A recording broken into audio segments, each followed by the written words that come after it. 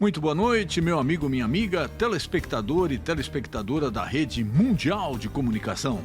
Esse é o nosso boletim semanal, direto aqui dos Estados Unidos. Pesquisa sobre a popularidade do presidente Donald Trump. Algumas pesquisas que foram reveladas agora durante esta semana apontam uma queda brusca nos 100 primeiros dias do mandato do presidente Donald Trump. Isso é muito comum aqui nos Estados Unidos, ter essa avaliação após os 100 primeiros dias. E essa queda foi muito grande, muito significativa. Ele contesta esses números, ele fala que não, que a popularidade dele está alta, está acima de 70%, mas essas pesquisas não demonstram isso, nem ele apresentou nenhum outro resultado oficial. Essa queda foi muito grande, ele tem a pior aprovação nos últimos 80 anos de um presidente nos 100 primeiros dias de mandato. Isso é preocupante, é muito preocupante, porque é uma queda brusca.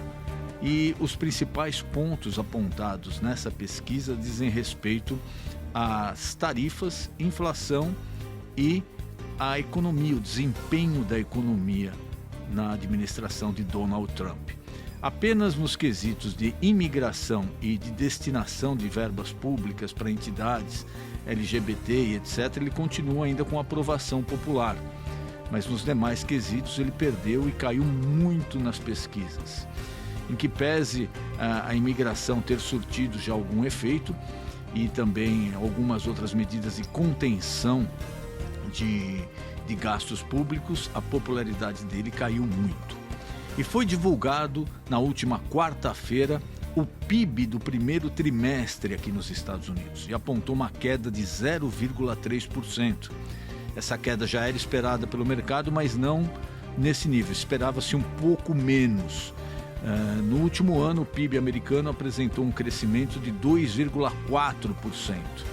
E essa queda, muito provavelmente, está atrelada às tarifas impostas por Donald Trump, porque as empresas, nesse primeiro trimestre, se apressaram em aumentar as importações, que cresceram 41% nos Estados Unidos. E as exportações cresceram menos de 3%. Então isso daí provocou um déficit, um rombo muito grande na balança comercial dos Estados Unidos.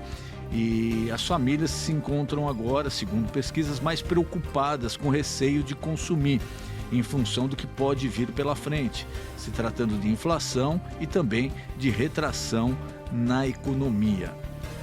Outro problema que o presidente está enfrentando é com um grupo de seus eleitores no estado do Iowa, estado tradicional, onde tem muitos fazendeiros, e eles começam a ter problema com mão de obra dos agricultores, que na esmagadora maioria são imigrantes, ilegais ou ilegais, mas que começam a enfrentar problema com deportação.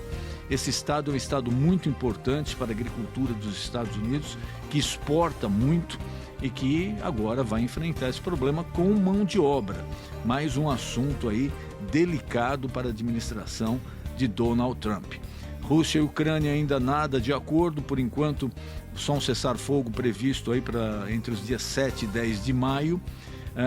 O acordo de Estados Unidos e Ucrânia, que permitiria aos Estados Unidos explorar terras da Ucrânia, também já estava tudo pronto para ser assinado na última quarta-feira e acabou não acontecendo. E no Oriente Médio, faixa de Gaza, também em andamento, sem muitas novidades. O acordo de paz ou de cessar-fogo parece cada vez mais delicado. A boa notícia é que a inflação caiu nos Estados Unidos, caiu e agora está em 2,4% ao ano, e da economia americana, em que pese muitos que não gostam do presidente dos Estados Unidos comemorarem essa retração do PIB americano, vale lembrar que quando a maior economia do mundo entra em recessão, os efeitos surgem para todo mundo, inclusive e principalmente para a China. Quer dizer, a economia globalizada do jeito que está não afeta apenas um país. Denis Munhoz, direto dos Estados Unidos para os telespectadores da Rede Mundial de Comunicação.